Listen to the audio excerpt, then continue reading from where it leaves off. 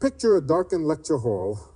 A single spotlight finds a glass on a table. You see it tremble, slip, and shatter. It became a constellation of crystal on the floor. Now imagine the projector running backward. Shards leap, edges knit, the wine climbs back into the bowl.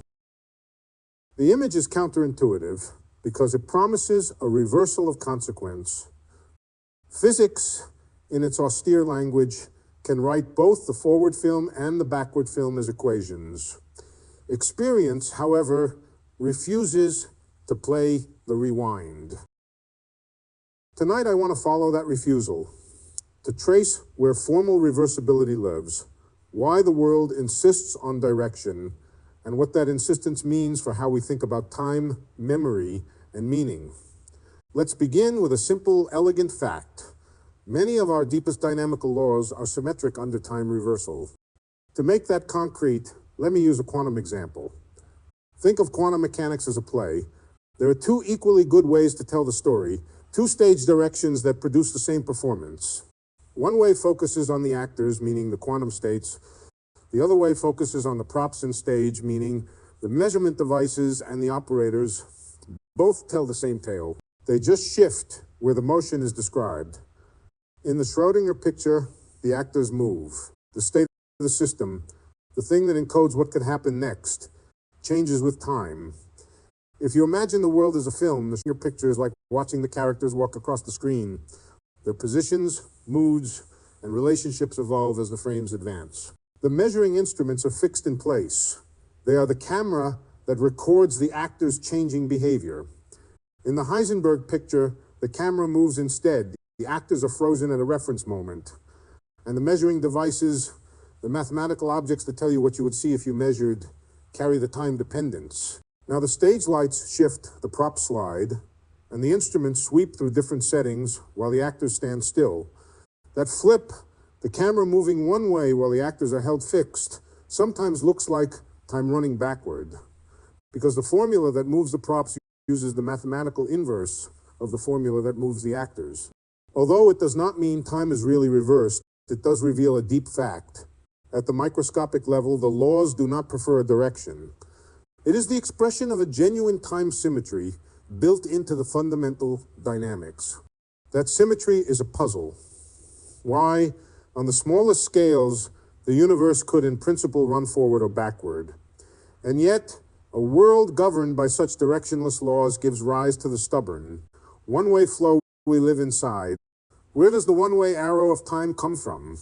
Ludwig Boltzmann gave the classic answer: statistics and boundary conditions.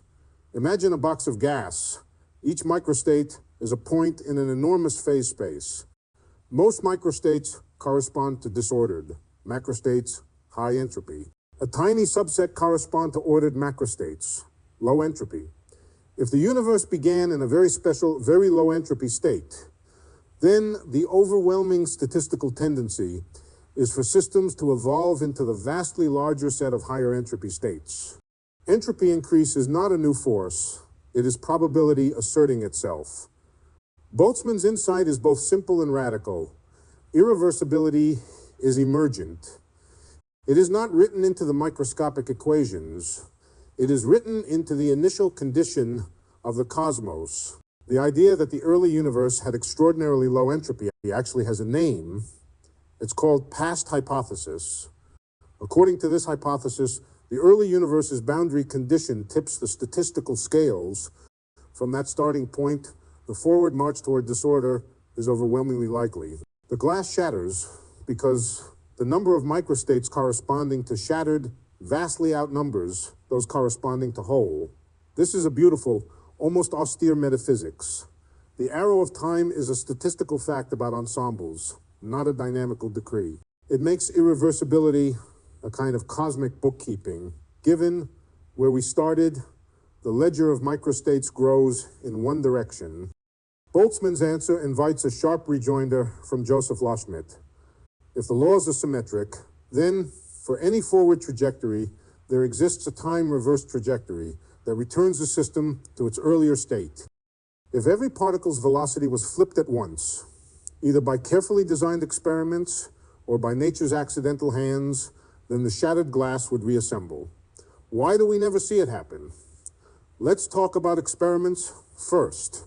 To reverse a macroscopic process exactly, you would need to prepare an astronomically precise microstate, flip every velocity and phase with infinite fidelity.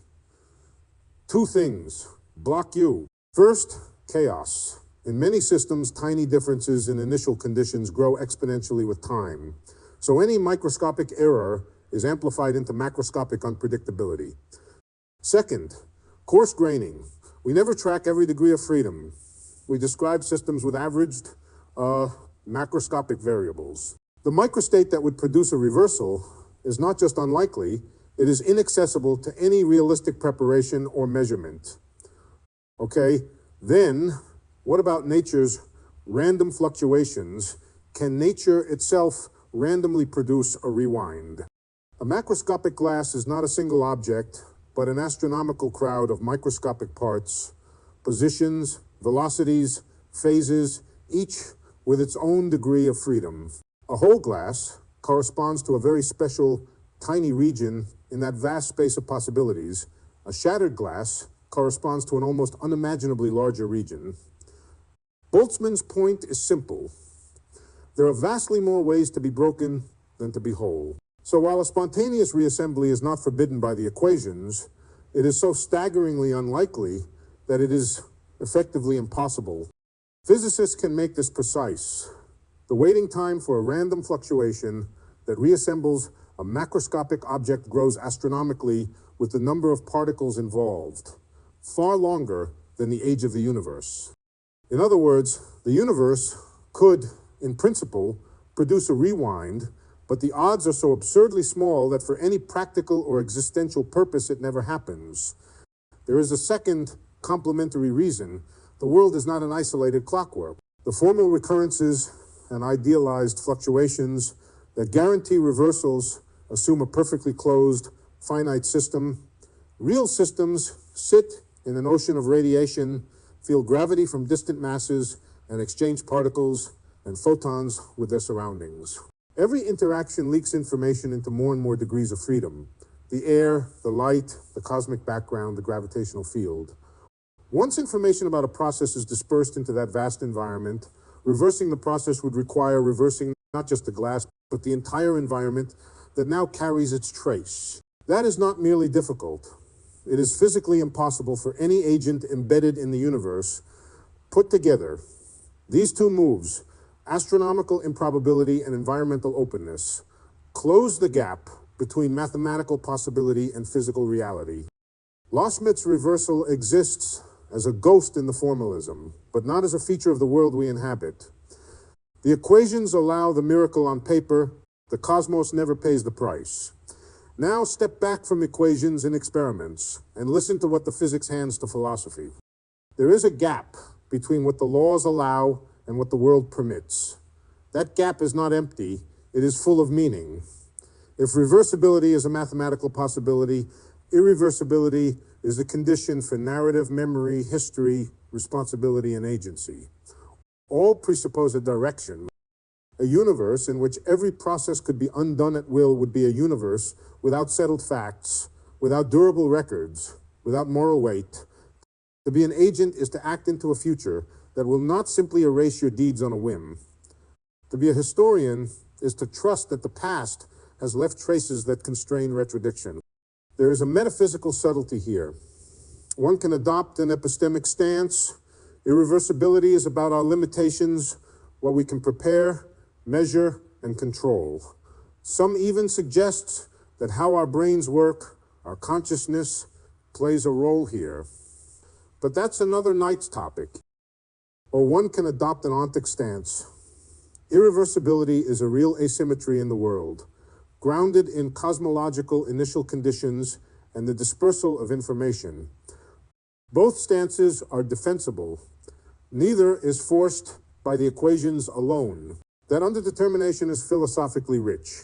Physics gives us the grammar, but metaphysics composes the story. So is time reversible? Yes. In the austere syntax of equations? No. In the lived grammar of events?